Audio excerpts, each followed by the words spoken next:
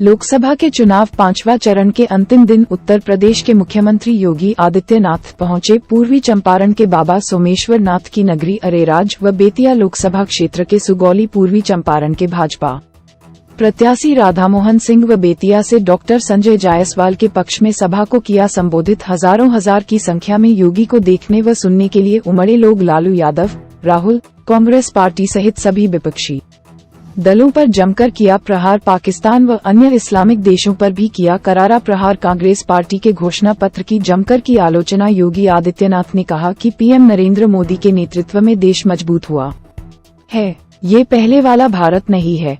भारत किसी को छेड़ता नहीं है, लेकिन कोई छेड़ता है तो उसे छोड़ता नहीं है। आज का भारत घर में घुसकर मारता है।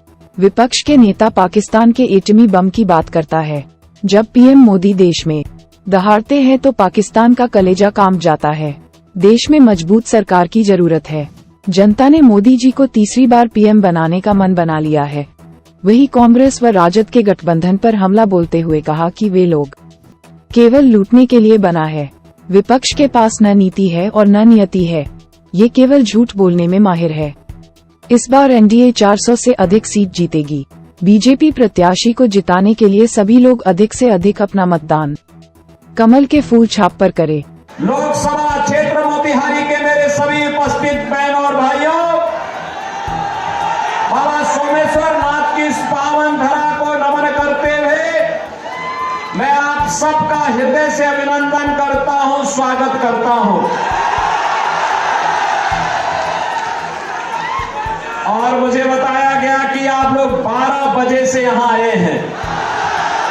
बहन और भाइयों, पिछले 5 घंटे से इंतजार करते करते और आपके अंदर जो उत्साह है, इस उत्साह को सचमुच मैं अभिनंदन करता हूं। इसके लिए मैं आपका हृदय से आभार व्यक्त करता हूं। और इसके लिए मैं राधामोहन बाबू को कहूंगा कि चुनाव के बाद इन लोगों को अयोध्या धाम का दर्शन जरूर कराना। मैं इनका स्वागत करता हूं। भारत माता की वंदे वंदे वंदे। बाबा सोमेश्वर नाथ के पुण्य धराधाम पर मैं मोतिहारी लोकसभा क्षेत्र के आप सभी जनता जनार्दन के प्रणाम कर हुए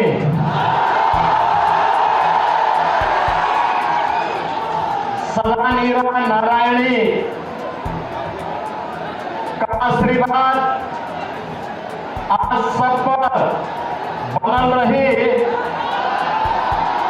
और संकल्प होगा कि कल आप में से हर व्यक्ति को 15 घरों में जनसंपर्क करने के लिए जाना है और कमल खिलाने के लिए उनसे अपील करनी है। बोलेंगे ना? क्या बोलेंगे? नौजवानों के भविष्य के लिए, किसानों की खुशहाली के लिए, बेटी और व्यापारी की सुरक्षा के लिए, आत्मनिर्भर भारत बनाने के लिए और विकसित भारत की संकल्पना को पूरा करने के लिए हमें कमल खिलाना है। सबको बोलेंगे? बोलेंगे?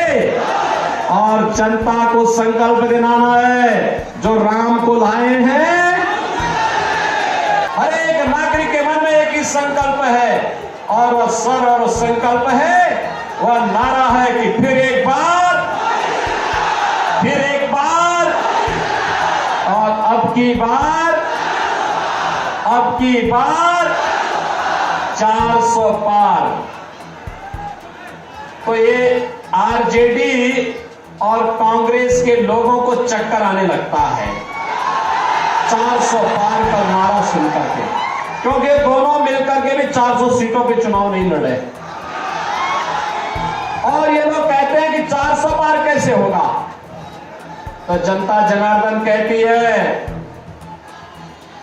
जनता जनार्दन एक ही बात कहती है कि राम भक्त ही राज करेगा दिल्ली के सिंहासन पर। और मोदी जी परम राम भक्त जो है, इसलिए मोदी जी फिर से प्रधानमंत्री बनेंगे। ये कहते कैसे? तो जनता जनार्दन की ओर से आवाज आती है कि जो राम को लाए हैं, जो राम को लाए हैं। बिहार की धरती तो हमारे लिए माता जानकी के मायके के नाते ननिहाल जैसा है, और इसीलिए उत्तर प्रदेश और बिहार उसी भाव के साथ, एक आत्मीय संबंधों के साथ हजारों वर्षों के से जुड़ा हुआ है।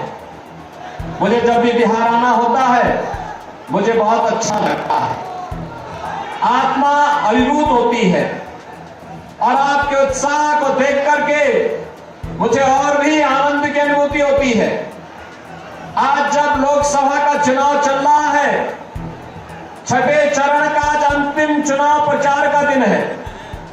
आज सुबह सुबह मुझे पहले पुरी जाना पड़ा, वहां से फिर एक और लोकसभा सीट पर जाने के बाद मैं यहां आ रहा था, हेलीकॉप्टर दूसरी सीट पर चला गया। लेकिन दोनों स्थानों पर मुझे प्रचार करने के लिए आना था। अभी आपके बीच में आया हूं, लेकिन मैं आपसे कह सकता हूं कि 5 चरणों के चुनाव देश के अंदर हुए हैं।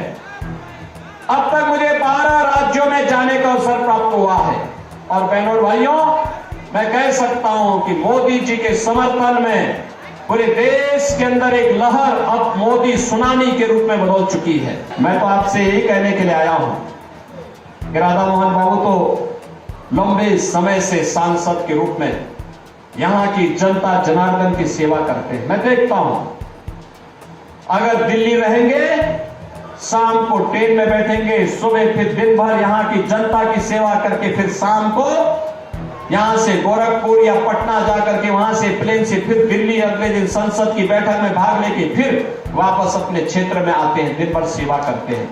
बहनों और भाइयों, ऐसा जनप्रतिनिधि मिलना बहुत दुर्लभ होता है, और इसीलिए आपसे मैं यही अपील करने के लिए आया हूं, राधा मोहन बाबू को चुनाव जिता के भेजेंगे। 400 पार में ये सीट भी होनी चाहिए, होगी ना? 400 पार तभी होगा जब राधा मोहन बाबू भारी बहुमत से विजयी बनकर जाएंगे। रिकॉर्ड वोट से रिकॉर्ड बनना चाहिए। बनाएंगे रिकॉर्ड? बनाएंगे, बनाएंगे। राधा मोहन बाबू जैसा सीधा सरल लेकिन आपकी जनता के लिए समर्पित व्यक्ति जिस भाव के साथ कार्य कर रहा है, वैसा राजनेता मिलना अत्यंत दुर्लभ है, दुर्लभ। और भाइयों, मुझे एक बात बताइए, क्या ये कांग्रेस और आरजेडी के लोग अयोध्या धाम में मंदिर का निर्माण करा पाते क्या? अरे वो राम विरोधी हैं, और ये लोग राम विरोधी भी हैं। इनके कारनामे भारत विरोधी भी इनको ठहराता है, इनके कारनामे गरीब विरोधी भी इनको ठहराता है। इनके कारनामे ऐसे हैं कि यह देश की जनता जनार्दन के भी विरोधी हैं, बेटी और व्यापारी के भी विरोधी हैं। बहनों भाइयों, आज जब मोदी जी के नेतृत्व में भारत की कायाकल्प हुई है, पूरा भारत एक नए भारत के रूप में दिख रहा है।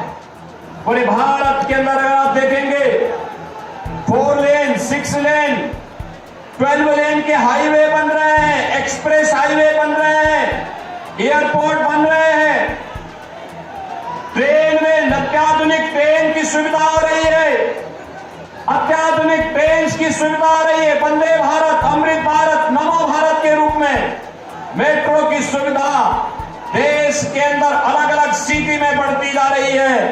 कहीं IIT, कहीं IIM, कहीं एम्स, कहीं पे 1 डिस्ट्रिक्ट 1 मेडिकल कॉलेज, कहीं पे IIIT, कहीं पे NIT, कहीं पे कृषि विश्वविद्यालय, और केंद्र में रह करके राधा मोहन बाबू ने तो यहाँ पे कृषि की आधुनिक तकनीक का एक केंद्र ही